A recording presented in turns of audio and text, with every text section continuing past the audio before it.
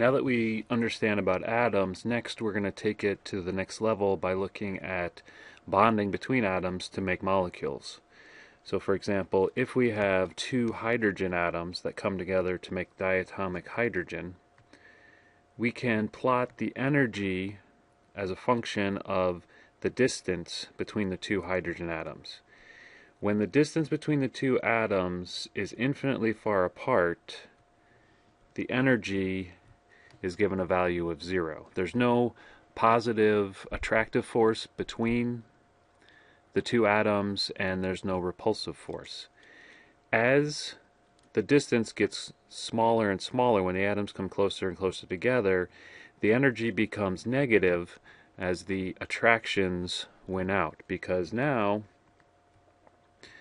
the nucleus on one hydrogen atom has a new attraction with that electron of the other. And the same thing happens on the other hydrogen atom.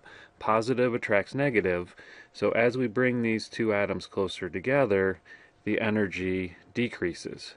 Eventually it reaches a minimum, and then if we try to push the atoms closer, the energy shoots up quite rapidly, because now we get repulsion between the nucleus of one atom with the nucleus of the other. If the two atoms are too close, the repulsions win out and the energy becomes too positive. So the lowest possible energy is down here at this particular distance. The two hydrogen atoms are sharing the two electrons between them, and that makes a covalent bond.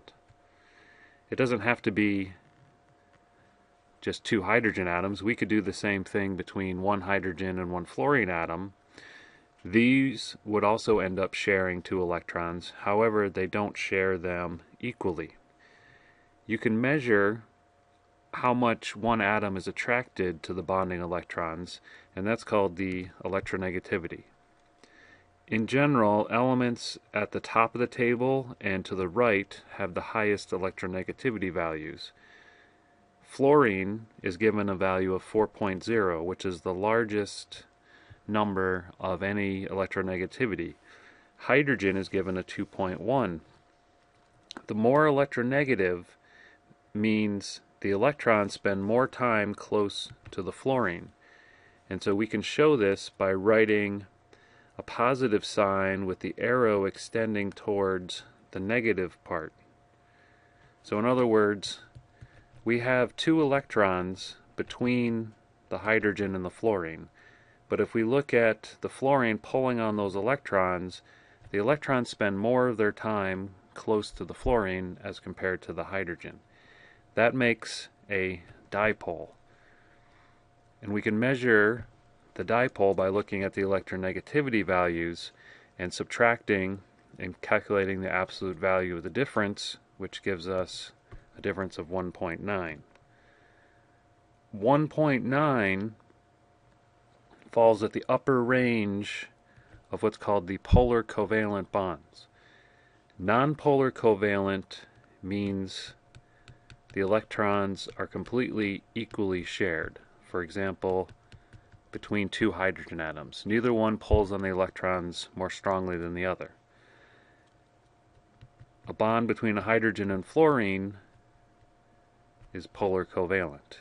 And if the electronegativity difference is greater than 2, then we would call that bond ionic.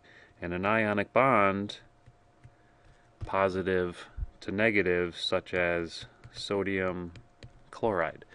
The chloride has pulled the electron so much that the sodium has a full positive charge and the chlorine has a full negative charge. One of the most common types of bonds in chemistry is between carbon and hydrogen. The electronegativity of carbon is a 2.5, hydrogen is a 2.1. The difference is 0.4, which means it's a nonpolar covalent bond. This is going to be something important to remember later on when we talk about molecular geometries. So when you see a chemical that's made up of all carbon-hydrogen bonds, Keep in mind that each one of those bonds is nonpolar covalent.